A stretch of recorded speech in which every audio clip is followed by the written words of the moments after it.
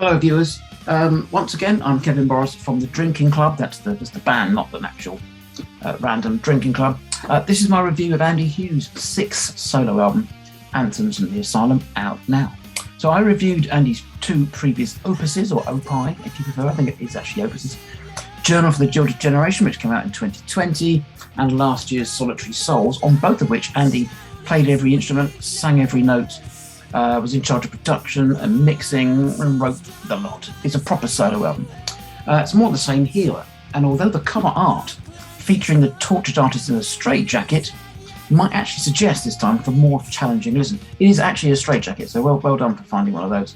Where do you get a straitjacket from these things? Anyway, that's not the case at all. It's not a challenging listen whatsoever, whereas the previous two efforts kind of veered into goth and Manic Street Preachers inspired indie. 11 of Anthems From The Asylum's 14 tracks have their feet well and truly entrenched in new wave of British heavy metal territory.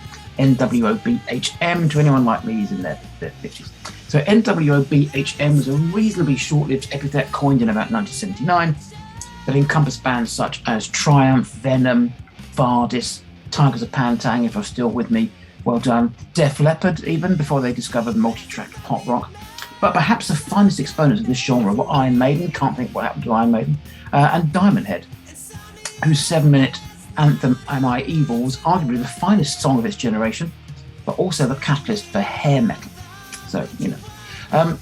But from the opening riff of Satan's Coming Home, the opening track of the album, it's clear that Hughes, although only 28, has been listening to a fair amount of NWOBHM over the last 2 years, Diamond Head in particular, and the late 70s and early 80s brand of tuneful hard rock has seeped into his still bruised soul. Three of the standout tracks for me are the early Maiden-esque Epiphany, Pandemic, which reminded me of Jaguar, but you're going to have to take my word for that, and the second to last track, Warzone, an allegory, I think, about being taken to battle against your will, that inexplicably took me back to 1979, but not to an NWOBHM classic, but to Tom Robinson's 2468 motorway. So that, I must point out, was not a bad thing, just didn't expect it at all. So Anthems is not entirely redolent of my early teenage metal years, however, but it did make me wish I still had my studded denim jacket with a beautifully painted Saxon logo on the back. But the album's highlights take the record out of its comfort zone. Slut, great title, is a pure slice of Manic's punk in the style of PCP and Faster. Hughes' rotten luck with the opposite sex appears to be continuing.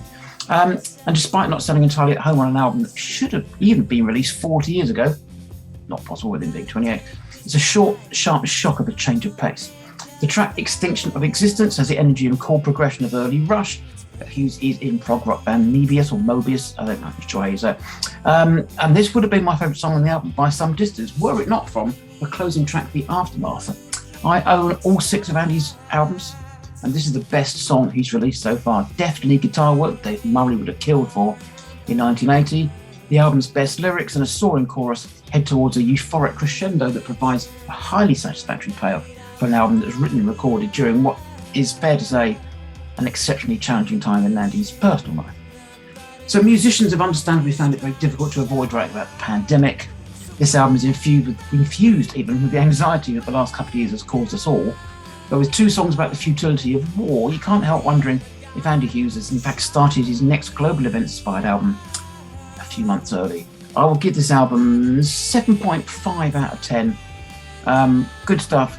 Go on, buy it. Support local music. Support my band as well. The Drinking Club. You can find us on Bandcamp. Our album's out in November. So please buy our album and Andy's album. Why not? We can probably do a deal. You can buy them both for 18 quid or something, if you like. Anyway, so that's it from me. Thank you for listening. Thank you for bearing with me. Hopefully, if it hasn't inspired you to buy Andy's album, it might have inspired you to go and listen to Tigers of Pantang. Never a bad thing. Thanks.